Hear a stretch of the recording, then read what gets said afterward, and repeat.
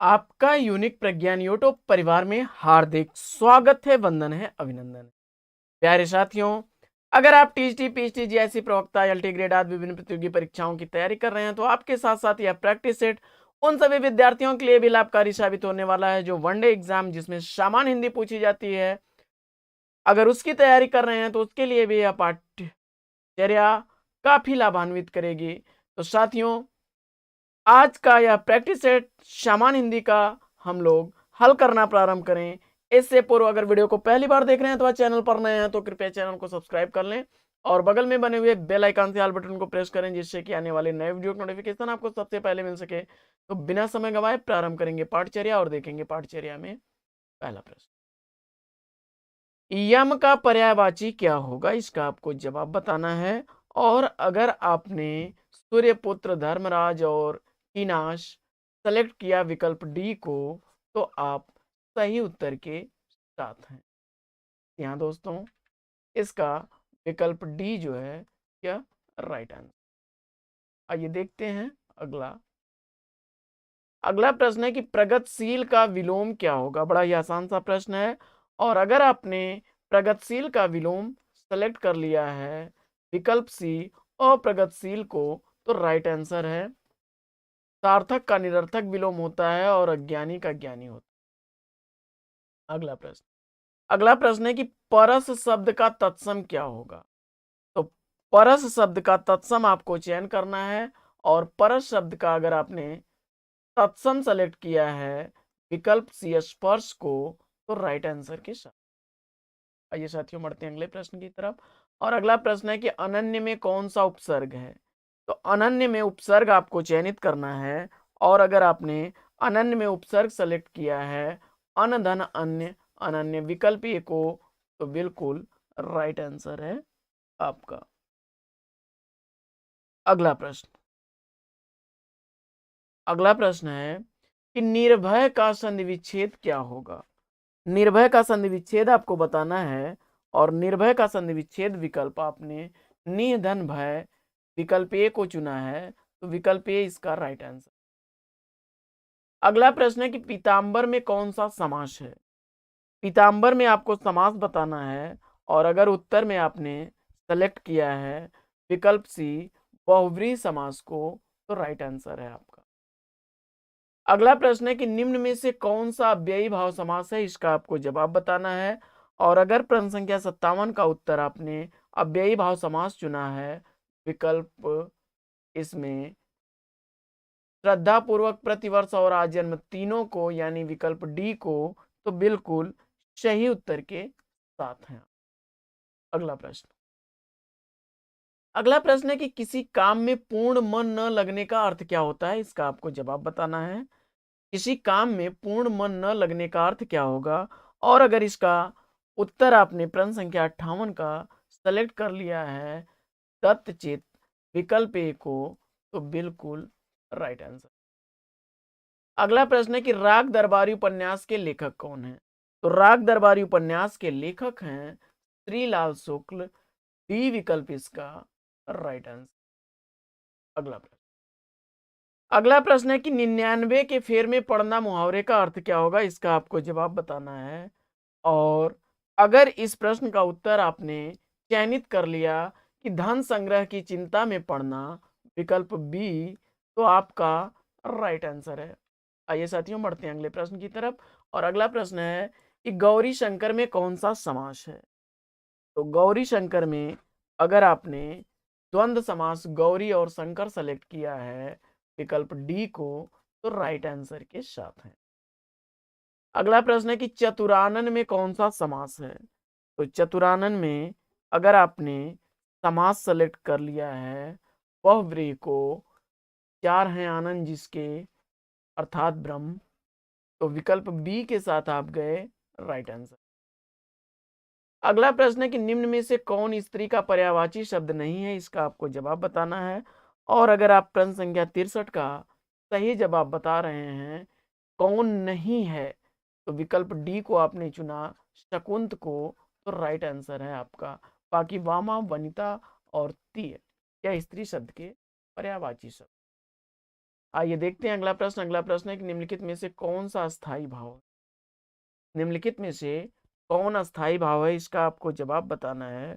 और अगर इसका उत्तर आपने चयनित कर लिया है वात्सल्य विकल्प डी को, तो बिल्कुल राइट आंसर है। अगला प्रश्न। अगला प्रश्न है कि रोला छंद के प्रत्येक चरण में कितनी मात्राएं होती? रोला छंद के प्रत्येक चरण में कितनी मात्राएं होती हैं, इसका आपको जवाब बताना है। और इसका उत्तर अगर आपने चयनित कर लिया 24 मात्राएं, विकल्प बी को बिल्कुल सही जवाब। अगला प्रश्न है कि निम्न में से कौन एक छंद का उदाहरण नहीं है, इसका आपको जवाब बताना है। और इस प्रश्न का उत्तर अगर आपने रूपक विकल्प सी चुना है, तो बिल्कुल सही जवाब के साथ है। अगला प्रश्न।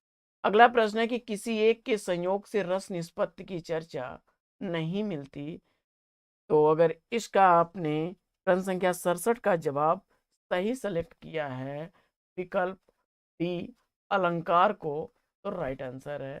और विभाव अनुभाव व्यभिचारी के संयोग से ही तो रस की निष्पत्ति होती है, तो विकल्प डी के साथ आप गए, राइट आंसर है। ये साथियों देखते हैं अगला प्रश्न। और अगला प्रश्न है कि ऊपर से मित्र भीतर से शत्रु के लिए प्रचलित लोकोक्ति क्या होगी, तो इसका जवाब आपको बताना है। और इसका सही जवाब मुझे उम्मीद है आपने विकल्प ए को चुना होगा, मुख में राम बगल में छू, कब पाऊं कब काटो मूड़ी, विकल्प ए अगर चयनित किया है तो राइट आंसर। अगला प्रश्न है कि निम्नलिखित में से कौन शब्दालंकार है? इतने से कौन शब्दालंकार है, इसका आपको जवाब बताना है। और अगर इसका जवाब आपने सेलेक्ट किया वक्रोक्ति, विकल्प डी को बिल्कुल सही जवाब है। अगला प्रश्न है कि निम्न में कौन सा अर्थालंकार है, इसका आपको जवाब बताना है। और अर्थालंकार अगर आपने सेलेक्ट कर लिया है, इसमें देखिए वक्रोक्ति, श्लेष और यमक शब्दालंकार के भेद हैं। शब्दालंकार के भेद हैं, तो इसका राइट आंसर क्या बनेगा? स्वभावोक्ति या अर्थालंकार का भेद है। सी विकल्प के साथ आप गए, बिल्कुल राइट आंसर। अगला प्रश्न है कि निम्न में कौन संचारी भाव का उदाहरण है? और संचारी भाव का उदाहरण इसमें से आपने सेलेक्ट कर लिया विकल्प डी गर्व को, तो डी विकल्प इसका राइट आंसर। अगला प्रश्न। अगला प्रश्न है कि विभक्त रस का स्थायी भाव क्या है? विभत्स रस का स्थायी भाव आपको बताना है। और अगर इसका उत्तर आपने विकल्प सी चयनित किया है जुगुप्सा, तो बिल्कुल सही उत्तर। अगला प्रश्न। तुलसीदास की रचना कौन सी इसमें से नहीं है? तो रामचरितमानस, विनय पत्रिका और कवितावली तीनों कृतियां तुलसीदास की हैं, जबकि साहित्य लहरी सूरदास की रचना है। विकल्प डी के साथ आप गए, तो राइट आंसर है आपका। अगला प्रश्न। अगला प्रश्न है कि निम्न में से कौन सा शब्द शुद्ध है? तो शुद्ध शब्द का इसमें चयन करना है। प्रश्न संख्या 74 में अगर शुद्ध शब्द आपने विकल्प सी को चयनित किया, तो राइट आंसर के साथ। अगला प्रश्न। प्रश्न संख्या 75 है कि यदि वर्षा न होती तो नदियां सूख जाती। यदि वर्षा न होती तो नदियां सूख जाती, किस प्रकार का वाक्य है? और अगर इसका उत्तर आपने चयनित किया है संकेतवाचक वाक्य, विकल्प बी इसका राइट आंसर। अगला प्रश्न है कि घनिष्ठता, घनिष्ठ मित्रता किस मुहावरे का सही अर्थ है? घनिष्ठ मित्रता किस मुहावरे का सही अर्थ है, इसका आपको जवाब बताना है। और इसका सही उत्तर आपने चयनित किया दांत काटी रोटी, विकल्प सी, तो बिल्कुल सही जवाब। अगला प्रश्न। अगला प्रश्न है कि सपरिवार में किस उपसर्ग का प्रयोग हुआ है? और अगर प्रश्न संख्या 77 का उत्तर आपने विकल्प ए चुना है स का, तो बिल्कुल सही उत्तर के साथ। अगला प्रश्न है कि जिस पर विश्वास किया गया हो उसके लिए एक शब्द क्या बनेगा? और इसके लिए आपने उत्तर चयनित कर लिया विश्वस्त सूत्रों से। नहीं कहा जाता विश्वस्त सूत्रों से पता चला है, यानी पर आपको पूर्ण विश्वास हो, बी विकल्प इसका राइट आंसर। अगला प्रश्न है कि निम्नलिखित में हर्ष का विलोम आपको बताना है। देखिए यहाँ पर हर्ष का विलोम विषाद बनेगा, ए विकल्प इसका राइट आंसर। अगला प्रश्न है कि हेरम्ब किसका पर्यायवाची शब्द है। हेरम्ब किसका पर्यायवाची शब्द है? अगर इसका उत्तर आपने विकल्प ए चयनित किया गणेश का, तो बिल्कुल राइट आंसर। अगला प्रश्न है कि जिस समास के पदों में विग्रह नहीं होता है वह कौन सा समास होता है? और अगर इसका उत्तर आपने सेलेक्ट किया विकल्प ए अव्ययी भाव, तो बिल्कुल सही जवाब है। अगला प्रश्न है कि सूर्योदय किस संधि का उदाहरण है? इसका आपको जवाब बताना है।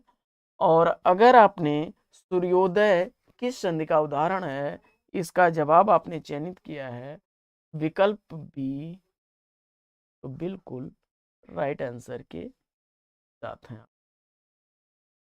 आइए पढ़ते हैं अगले प्रश्न की। अगला प्रश्न है कि निम्नलिखित में से कौन सा शब्द पुल्लिंग है?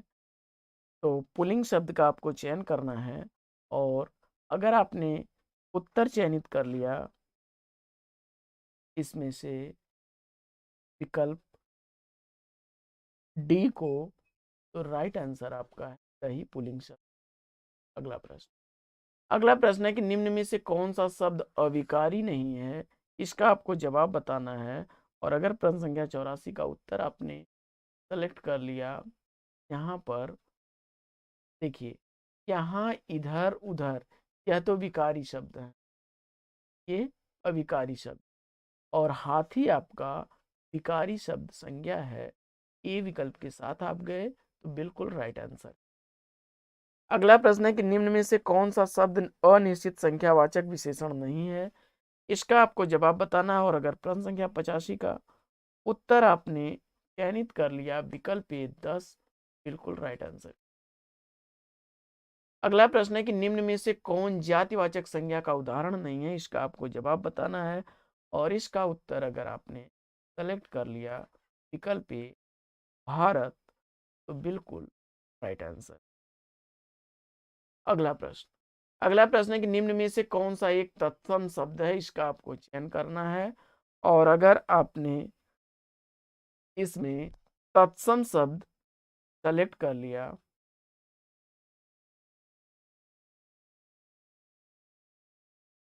विकल्प डी को, तो बिल्कुल सही जवाब। अगला प्रश्न अगला प्रश्न है कि किस स्वर का कोई मात्रा चिन्ह नहीं है? इसका आपको जवाब बताना है। और अगर आपने विकल्प ए को चयनित किया, तो बिल्कुल सही उत्तर के साथ हैं।